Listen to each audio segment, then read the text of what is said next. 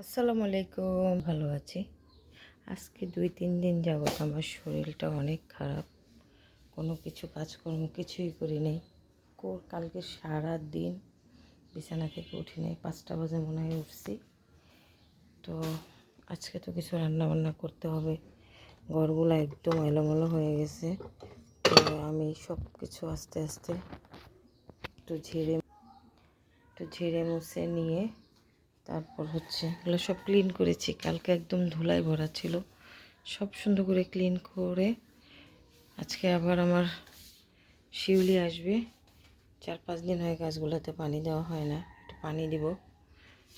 তো আমি আজকে কি করি এত শরীর খারাপ নিয়ে অল্প স্বল্প সেটাই আপনাদের সঙ্গে শেয়ার করব।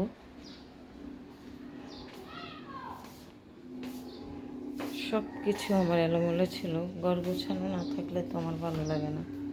তো এটাও একটু ভালোভাবে গুছিয়ে নিয়েছি সুন্দর করে। আজকে একদম সোজা কিছু রান্না করব। সোজা বলতে এই আচারটা আমি একটু জাল দিব, এটা আমি একজনকে দিব। তো কী রান্না করি সেটি আপনাদের সঙ্গে শেয়ার করব। এই গাছটায় পানি দিতে হবে, সবগুলোতে একটু একটু করে পানি দিতে হবে। এখানে ছিল একটা ওই যে কচুর মতো থাকে, সেই একটা গাছ মরে গেছে। এখন দেখা যায় ছোট্ট একটা হয়েছে, কী জানি হয় জানি না। এই গাছগুলো আমি বাঁচাইতে পারি না। এই তো এই সেম এই গাছটাই মরে গেছে, এটাও মরে যাবে, এটাও মরে গেছে। এটাও পানি দিতে হবে। তোলা পড়ে গেছে, পানি দিয়ে সব কিছু ক্লিন করে নিচ্ছে। আগে পানি দিয়ে নিয়ে গেছে। রান্নাঘরটা মুছি না এখনও। রান্না করবো, ডিম নিয়েছি, শুধু ডিম বোনা করব। আর চিন্তা ভাবনা আছে করলা ভাজি করব। তো এগুলো কিছুই মোছা হয় নাই, সব এলোমেলো, সব কিছু এলোমেলো। এগুলো একটু মুছবো, কষ্ট লাগছে। এখনও নাস্তা করি নাই, নাস্তাটাও খেতে ভালো লাগে না। আমি প্রতি বছর রমজান শেষ হইলে ঈদের পরে একদম অসুস্থ হয়ে যাই, প্রতি বছরে। সেটাও হলো, এগুলো সব একদম আঠা আঠা হয়ে গেছে। এগুলো আগে ক্লিন করব, পরিষ্কার করে তারপর আমি রান্নাবান্না করব। যেহেতু শিউলি আসছে, কাজটা একটু কমবে, ঘর মোছা, ঘর ঝাড়ু দেওয়া লাগবে না। এই তো আজকে ডিম দিয়ে আলু দিয়ে একটু ঝোল করব। ডিম আলু সিদ্ধ দিয়ে দিব। আলুগুলো আমি কাটবো না, এইরকম আস্তে আস্তে রাখবো, যেহেতু ছোটো আলু। দেখুন ঈদের ছুটিও শেষ, চুলায় গ্যাসও শেষ, গ্যাস নেই। সেই আবার জ্বালা শুরু হইলো।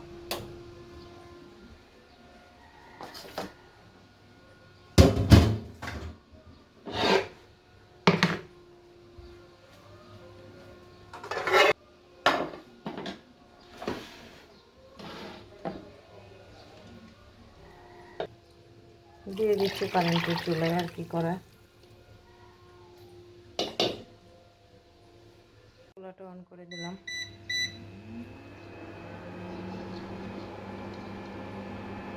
ডিম সদ্য হইতে হইতে আমি একটু ফার্নিচারগুলো পাকঘরের মুছে নিই। সব কিছু মুছে নিচ্ছি।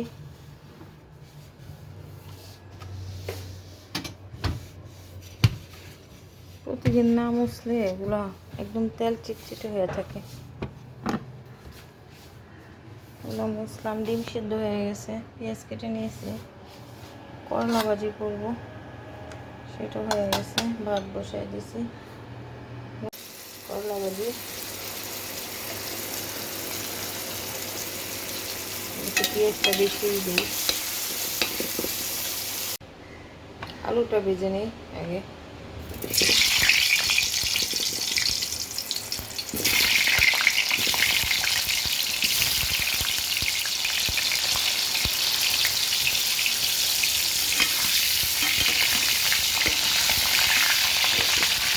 ডিম হয়ে গেল, ধনিয়া পাতা দিয়ে দিলাম। ডিমটাও তো আমি ভেজে নিয়েছিলাম। মুরগি বসাবো। হলুদ, মরিচ, ধনিয়া গুঁড়া, জিরা গুঁড়া, কাঁচামরিচ, তেজপাতা সব দিয়ে একটু পেঁয়াজ বাটা দিয়ে আদা রসুন দিয়ে এটাকে আমি একদম ভালোভাবে কষিয়ে নিয়েছি। দেখুন উপরে তেল উঠে গেছে, মুরগিটা দিয়ে দেওয়ার সময় হয়েছে।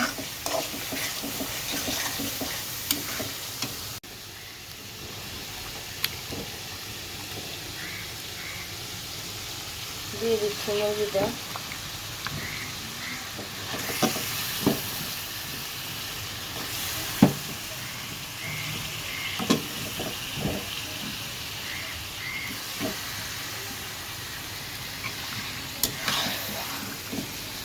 নেড়ে চেড়ে দিই। মশলাটা ভালোভাবে মুরগি আর আলুর গায়ে একদম নেড়ে চেড়ে মাখিয়ে দেব।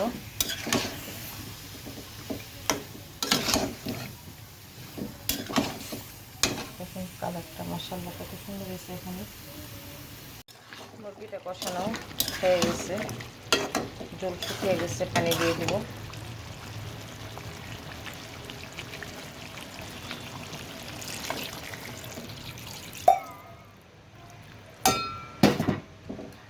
একটু ঝোল ঝোল রাখবো।